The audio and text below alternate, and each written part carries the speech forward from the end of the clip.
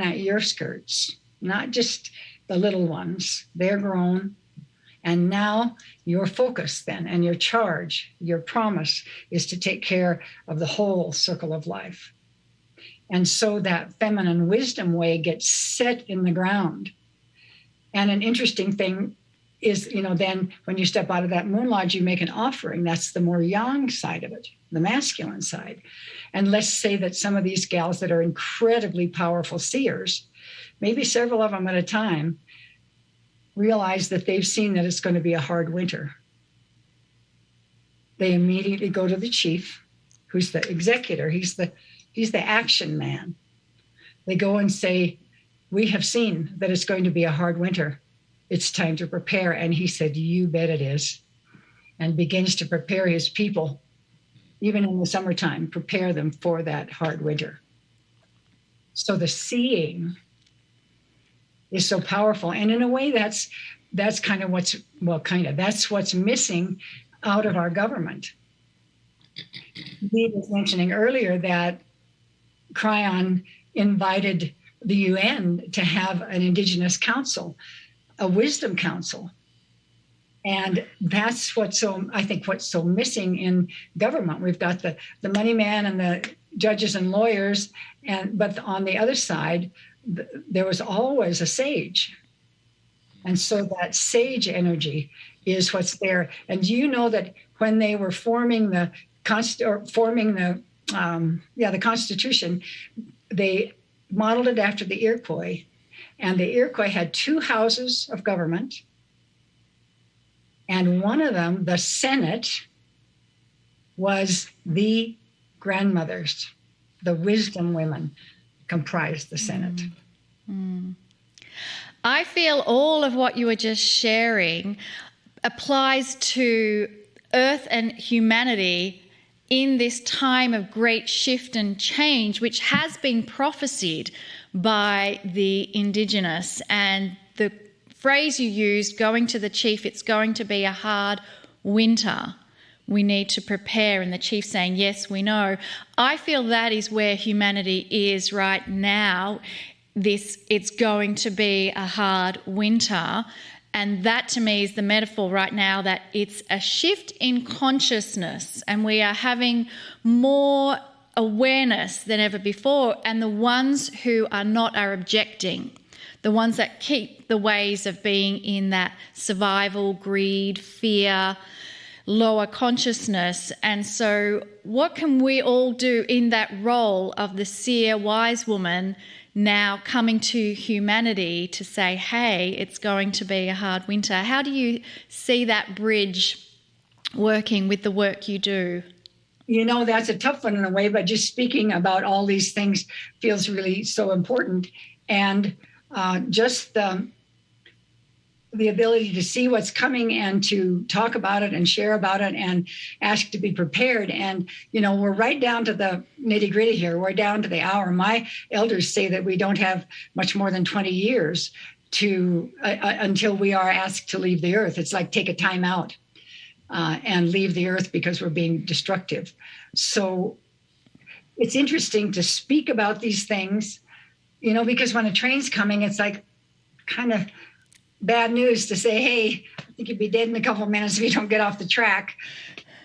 And it's the thing we need to do is to say, wake up, wake up, wake up. And here's the thing. You were talking about people in a survival mode, and I understand that we are that in a way. But what you got to get is that survival is about getting back in tune with the earth and in harmony with things and renewing and nurturing and regenerating the life that is on the tree that you stand on top of. You knock the bottom out of that and it's gone for you. You'll feel lonesome with no birds. We've killed most of the insects and now the birds are dying and the little lizards in the backcountry don't have anything to eat. So we need to wake up really quickly. And the thing is, we're not, it's like Joni Mitchell, put in a parking lot. Pave and putting in a parking lot. That's not what we're being asked to do. We're being asked to have clean water and pure air and sunshine and health for our children and our animals, and this richness, the green, exquisite beauty that the Mother Earth is. She's blue. She was blue-green, and now she's browning, turning brown. So we're, in a sense, we're being asked to head toward heaven, like help recreate the heaven that we were given. And so we are going to be challenged. It's like we need to wake up, because this is such an incredible planet. And if you don't like it, if you don't want to care for it, if you don't want to be good to it, if you don't want to enjoy it, if you don't want to revere it and honor it, all of it, from the littlest insect to the greatest mountain, then I guess you get to go somewhere else. I've been told that there's a planet for that, the Mother Earth, and we know this through prophecy, and our understanding is that the Mother Earth is no longer going to be the school for this kind of destruction. She gets to step up to a new level of light and beauty and possibility and richness. And the school for what we've been dealing with here is on another planet. She called it Teleron.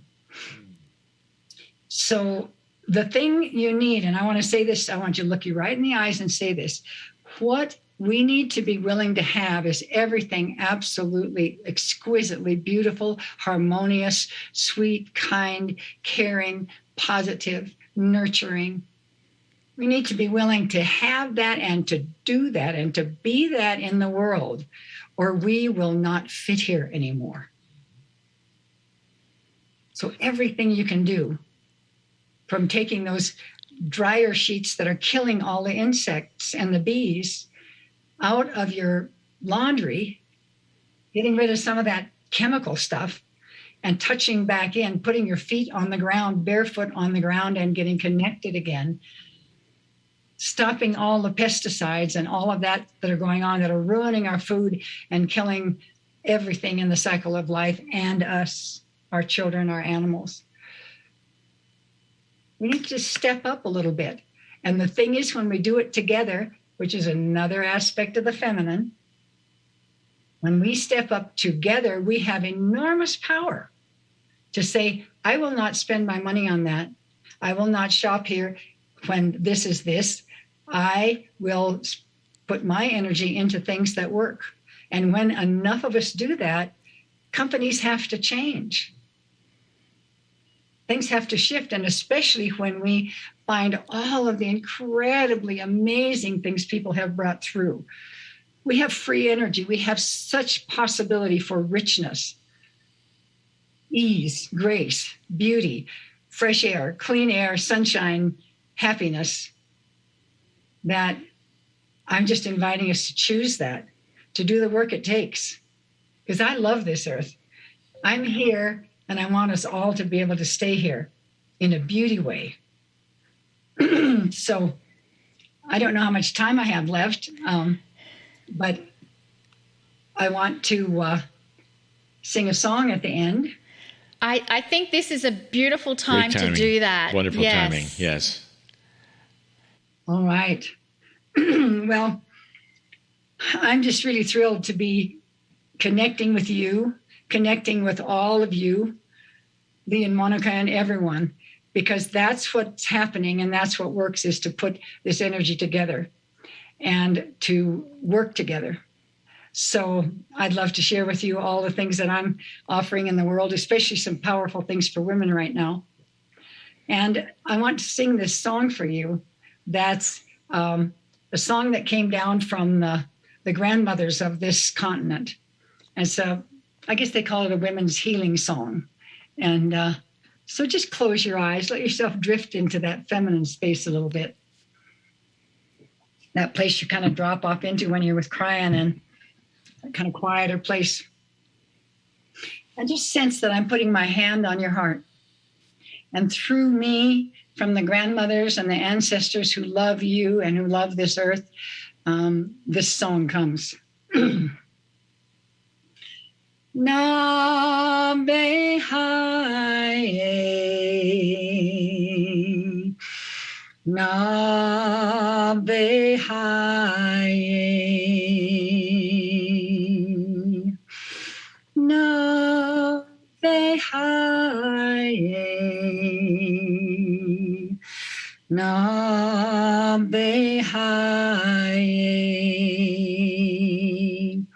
Hele kahe lang ku. Hele kahe lang ku. Na ve noa.